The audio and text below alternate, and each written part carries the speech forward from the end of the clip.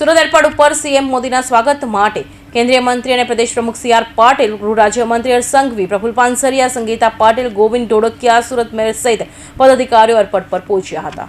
પ્રધાનમંત્રી મોદીનું સુરત એરપોર્ટ પર આગમન થયું છે. પીએમ મોદીના સ્વાગત માટે કેન્દ્રીય મંત્રી અને પ્રદેશ પ્રમુખ સી.આર. પાટીલ, ગૃહ રાજ્યમંત્રી હર્ષ સંઘવી, પ્રફુલ્લ પાનસરિયા, સંગીતા પાટીલ, ગોવિંદ ઢોળકિયા, સુરત મેયર દક્ષેશ માવાણી સહિત અન્ય પદાધિકારીઓ એરપોર્ટ પર પહોંચ્યા હતા. પીએમ મોદી 2 દિવસ ગુજરાતના પ્રવાસે છે. આ મહિનાની શરૂઆતમાં પ્રધાનમંત્રી મોદી સૌરાષ્ટ્રની મુલાકાત લીધી હતી. આજે ફરી પ્રધાનમંત્રી ગુજરાત પ્રવાસે પહોંચ્યા છે. આજે અને આવતીકાલે પ્રધાનમંત્રી મોદીનો દક્ષિણ ગુજરાતનો પ્રવાસ છે. સુરત, નવસારી અને સેલવાસામાં તેઓ વિવિધ કાર્યક્રમોમાં ઉપસ્થિત રહેશે અને વિકાસનું કાર્યનું લોકાર્પણ કરશે. પ્રધાનમંત્રી શ્રી નરેન્દ્ર મોદી સાહેબ 2 દિવસના દક્ષિણ ગુજરાતના પ્રવાસમાં છે. આજે સુરત લેન્ડ કરીને સેલવાસ દમણના એ કાર્યક્રમમાં જશે અને ત્યાંથી સીધા લિંબાયતના કાર્યક્રમમાં સુરતમાં આવશે. દિવ્યાંગ ભાઈ બહેનોને અને આના કુટુંબીજનોની ચિંતા કરવા માટે પહેલીવાર કોઈ પ્રધાનમંત્રીએ આ યોજનાનો લાભ આપવા માટે આ પહેલો પ્રયોગ શરૂઆત આજે કરી રહ્યા છે. દિવ્યાંગ ભાઈ બહેનોની જરૂરિયાતને પૂર્ણ કરવા માટે એમણે આજે સફળ પ્રયત્ન કર્યો છે. એના માટે હું એમનો ખૂબ ખૂબ આભાર માનું છું અને સૌ દિવ્યાંગ ભાઈ બહેનોને અભિનંદન આપું છું કે એમની પણ ચિંતા કરવાવાળા કોઈક નેતા આ દેશને મળ્યા છે. આવતીકાલે નવસારીમાં મોદી સાહેબનો કાર્યક્રમ છે.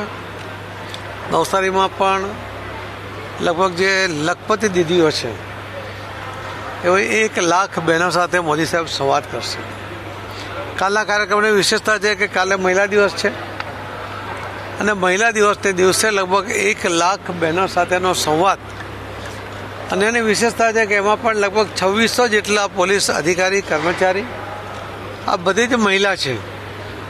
એટલે આખા દેશમાં પહેલો એવો કાર્યક્રમ રહેશે કે જ્યાં 1 લાખ મહિલાઓ હશે જે લખપતિ દીદીઓ છે અને એના રક્ષણ માટે એના બંદોબસ્ત માટે પણ મહિલા જ કર્મચારીના અધિકારીઓ એમાં જોડાવાના છે. એની અંદર એવું ફિલિંગ્સ આવે છે કે આજે સુરતીઓના મહેમાન બન્યા છે પ્રધાનમંત્રી નરેન્દ્રભાઈ અને હંમેશા સુરતીઓ માટે નરેન્દ્રભાઈ હંમેશા સુરતીઓને સારી રીતે ઓળખે પણ છે, સુરતીઓનો મિજાજ પણ જાણે છે. ત્યારે સુરતીઓને પણ એમ લાગે કે પોતાનું કોઈ આવી રહ્યું છે, પ્રધાનમંત્રીની જગ્યાએ પોતાના વ્યક્તિ કોઈ આવી રહ્યા હોય એવો માહોલ છે. સુરતના લોકો, સુરતની જનતા, બહેનો ભાઈઓ અને બાળકો સુધી આજે માહોલ એવો છે કે આજે નરેન્દ્રભાઈ આવે છે સુરતમાં અમારે ત્યાં.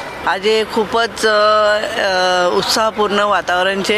આખા પૂરા સુરત શહેરને દિવાળીની માફક લોકોએ સજાવ્યો છે અને લિંબાયત ખાસ કરીને જે વિસ્તારમાં કાર્યક્રમ છે એ વિસ્તારની કંઈ ચહક જ એકદમ ખૂબ સારી થઈ ગઈ છે. લોકો ઉત્સાહપૂર્ણ વાતાવરણમાં એમની રાહ જોઈ રહ્યા છે ક્યારે આપણા વડાપ્રધાન શ્રી આવશે ને એમને એક ઝલક ક્યારે અમને જોવા મળશે. એમને સ્વાગત હાથ ઉપર કરીને એમનું સ્વાગત કેવી રીતે અમે કરીશું એટલા માટે ખૂબ ઉત્કંઠા લોકોમાં છે. 8 માર્ચ આંતરરાષ્ટ્રીય મહિલા દિવસ પણ આવી રહ્યો છે.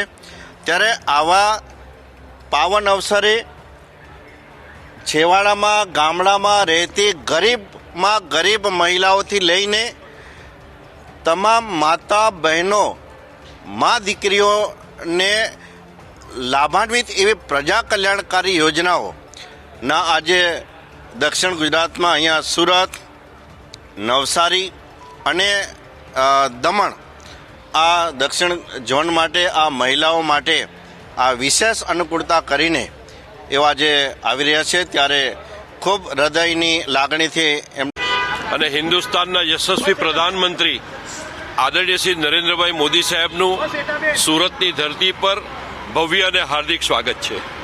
ખાસ કરીને આજે જે રેશન કાર્ડમાં 2 લાખ જેટલા સુરતની અંદર નવા જે 4 શ્રેણી જે છે, પહેલી શ્રેણી જે સિનિયર સિટીઝન પરિવાર, બીજી ગરીબ પરિવાર, ત્રીજું દિવ્યાંગ પરિવાર અને ચોથું ગંગા સ્વરૂપા બહેનો, આ લગભગ વિધવા બહેનો અને 2 લાખ જેટલા વ્યક્તિને આજે પહેલી વખત હિન્દુસ્તાનની અંદર સુરત મહાનગરમાં આ 2 લાખ જેટલા વ્યક્તિઓને રેશન કાર્ડમાં દર મહિને એક વ્યક્તિ દીઠ 5 કિલો અનાજની શુભારંભ થઈ રહ્યું છે.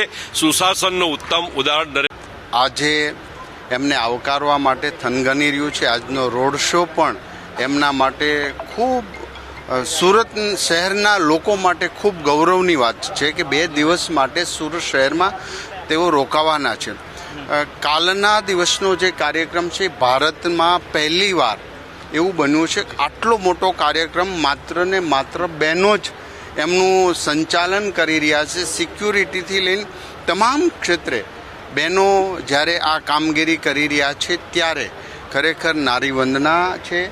દેશને નવો રાહ ચિંધાવ્યો છે કે સ્ત્રી બહેનો પણ દેવી શક્તિ પણ ખૂબ સરસ કાર્યક્રમ કરી શકે. આટલી મોટી ઇવેન્ટ હોવા છતાં પણ એમની સિક્યુરિટીથી લઈને મેનેજમેન્ટ તમામ મહિલાઓ કરી રહ્યા છે ત્યારે સાચા મહિલા દિવસની ઉજવણી કરી ગણાશે.